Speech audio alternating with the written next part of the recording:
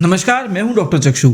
अगर आप भी अपने घर में किसी अस्थमा के पेशेंट की मदद करना चाहते हैं, उसकी फूलती सांसों को कंट्रोल करना चाहते हैं और एक ऐसी दवा सोच रहे हैं जिसका कोई साइड इफेक्ट ना हो, 100% इफेक्टिव रिजल्ट्स दिखाए, फौरन काम करना शुरू कर दे, तो आज हम इस वीडियो में कुछ एक ऐसी ही दवा के ऊपर चर्चा करेंगे। दवा का नाम है ब्लैटा ओरिएंटालिस।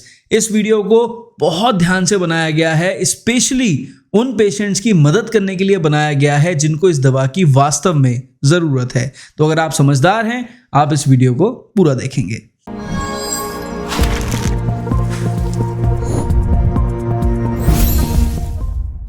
तो सबसे पहले चर्चा कर लेते हैं कि भैया ये ब्लैटा ओरिएंटालिस है क्या। देखिए, ब्लैटा ओरिएंटालिस बेसिकली इंडियन कॉकरोच से बनी दवा है। जी हाँ, प्लीज़ छी करके जो मन में वो भावनाएं आती है ना, उसे छोड़ दीजिए। थोड़ा सा साइंस के ऊपर चर्चा करेंगे और फिर इस छी वाली जो आपकी कंप्लेंट है ना, उसका भी सोल्यूशन आपको देंगे। तो फिर से समझिए कि ब्लैटा ओरिएंटालिस नाम की जो दवा है वो इंडियन कॉकरोच से बनी दवा है। ये दवा स्पेशलाइज्ड है अस्थमा के पेशेंट्स को इम्प्रूवमेंट देने के लिए। इस दवा के ऊपर इतनी सारी रिसर्च हुई है, इतनी सारी प्रूविंग्स हुई हैं, इतने सारे क्लिनिकल वेरिफिकेशंस हुए हैं पेशेंट्स के ऊपर, और हर बार ये दवा हर पेशेंट में पूरी तरह से इफेक्टिव साबित हुई है। कोविड के केसेस में जहां पर वास्तव में मरीजों को ऑक्सीजन की बहुत ज़्यादा रिक्वायरमेंट होती थी, बहुत ज़्यादा सांस फूलती थी, ये जो एस्थमेटिक पेशेंट्स पहले से ही थे और उन्हें कोविड हो रहा था, वहां पर ये एस्पिडोस्पर्मा और ब्लैटा नाम की दवाइयों ने बहुत ज़्यादा लोगों की मदद करी है। तो ध्यान से समझिए कि ब्लैटा ओरिएंटालिस किस मरीज की सहायता करेगी। देखिए, जो भी पेशेंट आपके पास प्रेजेंटेशन लेकर आए कि भैया बड़ी खांसी हो रही है, खांसते खांसते सांस फूल जा रही है, ये जैसे ही सर्दी का मौसम चालू हो जाता है या मौसम बदल जाता है या कोई भी ट्रिगर फैक्टर हो जाता है, कोई एलर्जी भी मुझे क्यों नहीं हो जाती है, कोई इन्फेक्शन हो जाता है, तो उसके बाद जो मुझे खांसी चालू होती है ना, उसमें मेरी सांस फूलने लग जाती है। खांसते खांसते जो है वो जो बलगम है ना, पीला पीला सा बलगम मेरे मुंह से बार बार आता रहता है और छाती खड़खड़ करती है और मेरी सांस फूल जाती है। ऐसे पेशेंट्स में अक्सर आप अगर देखेंगे तो SpO2 लेवल्स उनके फ्लक्चुएटिंग होते हैं, कई बार डाउन हो जाते हैं और फिर उन्हें सांस लेने में बहुत ज़्यादा परेशानी होती है।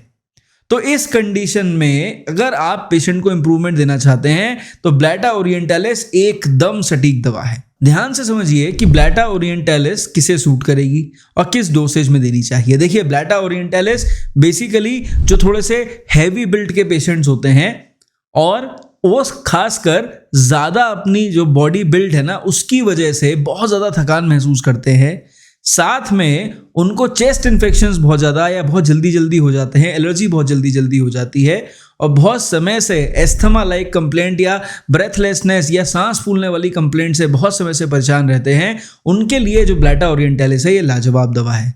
तो जब भी किसी ऐसे पेशेंट को रिक्वायरमेंट हो और एक्यूट इमरजेंसी आ जाए, आपके घर में ब्लैटा ओरिएंटालिस रखी है, आप ये 10 बूंद दवा 2 चम्मच पानी में डालकर अगर उस पेशेंट को 10-10 मिनट पे फ्रीक्वेंटली रिपीट कर देंगे तो उसका एस्थमा का अटैक लगभग मान के चलिए घंटे भर में बिल्कुल नॉर्मल हो जाएगा।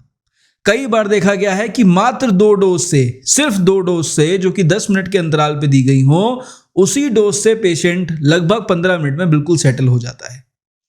ठीक, लेकिन अब अगर कोई पेशेंट ऑलरेडी इस टेंडेंसी में हो एस्थमा की और वो इस दवा को लेना चाहता हो प्रिकॉशनरी तरह से कि भैया मेरी जो सांस है वो ना फूले, मुझे दिक्कत ना हो, तो ऐसी कंडीशन में वो पेशेंट ब्लैटा ओरिएंटालिस का मदर टिंचर 10 बूंद दवा 2 चम्मच पानी में डाल के सुबह शाम रेगुलरली ले सकता है। लेकिन एक समझने वाली बात यह है कि ये दवा कई बार अगर अकेले लेने पर इफेक्टिव साबित ना हो तो एक कुशल चिकित्सक से संपर्क करके लक्षणों के आधार पर एक सही दवा निर्धारित करके अगर दी जाए, चाहे वो आर्सेनिक एल्बम हो, फॉस्फोरस हो, हिपर हो, एंटियम टार्ट हो या किसी भी और तरह की दवा हो, अगर उसके साथ में इस दवा को दिया जाता है तो कहीं ज़्यादा बेहतर परिणाम मरीज को दिखाई देते हैं। अब आ जाते हैं वो छी वाले टॉपिक के ऊपर कि भाई अगर आपको लग रहा है कि ये इंडियन कॉकरोच से बनी दवा है, भैया मैं तो इसे नहीं पी सकती है, मैं नहीं ले सकता, ठीक है, मैं तो फिर ऐसी कौन सी दवा है डॉक्टर साहब जो हम इसकी जगह रिप्लेस कर सकते हैं। तो यहाँ पर चर्चा करेंगे हम 2 और दवाइयों के बारे में जो लगभग इसी के जैसा एक्शन है, और आप अगर वो छी वाली फीलिंग आपके दिमाग में आ रही है तो आप इसे ना लेना चाहें तो इसकी जगह कोई और दवा ले पाएं। तो देखिए, वो जो 2 दवाइयां हैं उनमें से पहली दवा है, उसका नाम है यूकलिप्टस। अब देखिए, यूकलिप्टस ये वही यूकलिप्टस वाले पेड़ जो है ना, उसी के एक्सट्रैक्ट से बनी दवा है। अब ये जो दवा है ये मान के चलिए, जो खांसी वाले पेशेंट आते हैं, खासकर स्पेशली सर्दी के मौसम में, बदलते मौसम में एलर्जी वाले पेशेंट्स जो बहुत ज़्यादा खांसी करते हैं, बुरी तरह से खांसते खांसते जिनकी सांस फूलती है, बिल्कुल एकदम ब्लैटा ओरिएंटलिस के जैसे लक्षण हैं।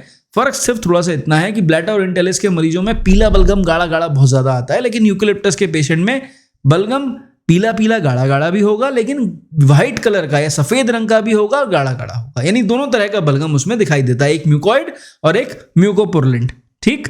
और अगर ऐसे कंडीशन में आपके पास एम्फाइसेमा, यानी एम्फाइसेमा मतलब जो सिगरेट पीने वाले लोग होते हैं उनके एल्वियोलाई सिकुड़ जाते हैं, एम्फाइसेमा लाइक पेशेंट्स आए, या फिर ILD इंटरस्टिशियल लंग डिजीज, बहुत समय से जिन्हें लंग्स की परेशानी हो, ऐसे मरीज आए, या अस्थमा वाले मरीज आए, या किसी इन्फेक्शन वाले मरीज आए, तो ऐसे सभी मरीजों में जो यूकेलिप्टस है वो एक बेहतरीन दवा है। खांसी, खासकर खांसी जब बहुत ज़्यादा हो रही हो और कंट्रोल से बाहर हो और उसके साथ में पेशेंट को परेशानी हो, यूकेलिप्टस देने से मरीज को बहुत आराम आता है। अब जो दूसरी दवा है जो बिल्कुल उस यूकेलिप्टस और ब्लैटा ओरिएंटलिस की जैसी ही है, लेकिन और डाइवर्सिफाइड यानी और बड़ा एक्शन रखती है, तो वहां पर जो दूसरी दवा है उसका नाम है ग्रिंडेलिया। देखिए, ग्रिंडेलिया रोबस्टा ये आप हर उस मरीज को दे सकते हैं जिसे सांस संबंधी परेशानी है। आप चाहे उसे ILD हो रही हो, उसे ट्यूबरकुलोसिस हो रहा हो, TB की शिकायत हो रही हो, उसके सीने में पानी भर रहा हो, ठीक है, यानी प्लूरल एफ्यूजन हो रहा हो, या फिर उसको जो है निमोनिया जैसे लक्षण आ रहे हों, या उसे एम्फाइसेमा हो रहा हो, या उसे COPD हो, मतलब किसी भी तरह की लंग्स की परेशानी हो, अगर उन्हें सांस लेने में तकलीफ आ रही है तो ग्रिंडेलिया रोबस्टा यहाँ पर उस मरीज की पूरी तरह से सहायता करेगी। अब ध्यान से समझिए कि ग्रिंडेलिया किन मरीजों की सहायता करेगी। भाई देखो, डायग्नोसिस एक तरफ हो गई। अब डायग्नोसिस के अलावा अगर सपोज मरीज लक्षण लेकर आए कि एकदम सीटी बज रही है, साए साए आवाज आ रही है, सीटी जैसी आवाज आ रही है, आपको महसूस हो रहा है कि भाई इस मरीज के लंग्स में कोई ना कोई तो बहुत ज़्यादा डिफिकल्ट सिचुएशन है, कोई ऐसी परेशानी है जिसकी वजह से ये बहुत कठिनाई के अंदर है, बहुत पीड़ा में है, तो उस मरीज को आप ग्रिंडेलिया रोबस्टा देंगे, उस मरीज को फौरन आराम आ जाएगा। अब बलगम चाहे सफ़ेद रंग का झाग वाला हो, गाढ़ा गाढ़ा सफ़ेद बलगम हो, पीला पीला सफ़ेद बलगम हो, अगर बलगम सीने में खड़खड़ कर रहा है, कंजेस्टिव कफ हो रहा है, संग में मरीज की सांस फूल रही है, ग्रिंडेलिया एक लाजवाब दवा है। तो आपको समझ में आ गया होगा कि भैया देखो, ब्लैटा ओरिएंटलिस और यूकेलिप्टस क्यू एंड आपका जो ग्रिंडेलिया रोबस्टा क्यू है, ये तीनों दवाइयां सांस के मरीजों के लिए एकदम प्रभावशाली हैं। लेकिन मैं आपको साफ तौर पे बता देना चाहता हूं कि ब्लैटा ओरिएंटलिस होम्योपैथी में सांस फूलने वाले पेशेंट्स की, एस्थमेटिक पेशेंट्स की सबसे बेस्ट मेडिसिन है। अगर वो छीछी वाली फीलिंग को अगर आप छोड़ दें और ब्लैटा ओरिएंटलिस रेगुलर लें, आपके पेशेंट को इंप्रूवमेंट जरूर आएंगे। लेकिन अगर आप उसे इस्तेमाल नहीं करना चाहते तो आप यूकेलिप्टस क्यू, उसकी भी इमरजेंसी में आप 10 बूंद दवा 2 चम्मच पानी में डाल के हर 10-10 मिनट पर रिपीट कर सकते हैं। सिमिलरली ग्रिंडेलिया क्यू को भी 10 बूंद दवा 2 चम्मच पानी में डालकर 10-10 मिनट पर रिपीट करके अटैक के टाइम पर पेशेंट को देंगे। पेशेंट धीरे धीरे करके आसानी से इंप्रूव हो जाएगा। ठीक। इसके अलावा अगर हैबिचुअल किसी को सांस फूलने की परेशानी है और उसे कोई पैथोलॉजी है तो आप एक कुशल चिकित्सक को दिखाएं, लक्षणों के आधार पर एक बेहतर दवा उस मरीज के लिए सेट कराएं और उसके साथ में आपकी अपनी इच्छा के अनुसार आप ब्लैटा देना चाहते हैं, ग्रिंडेलिया देना चाहते हैं, यूकेलिप्टस देना चाहते हैं, वो आप डिसाइड करें। और अगर आप ब्लैटा या फिर ग्रिंडेलिया या यूकेलिप्टस तीनों में से कोई भी दवा हैबिचुअल पेशेंट्स को या बहुत समय से बीमार मरीज को देना चाहें तो आप रेगुलरली 10 बूंद दवा 2 चम्मच पानी में डालकर सुबह शाम या ज़रूरत के हिसाब से सुबह दोपहर शाम भी मरीज को दे सकते हैं।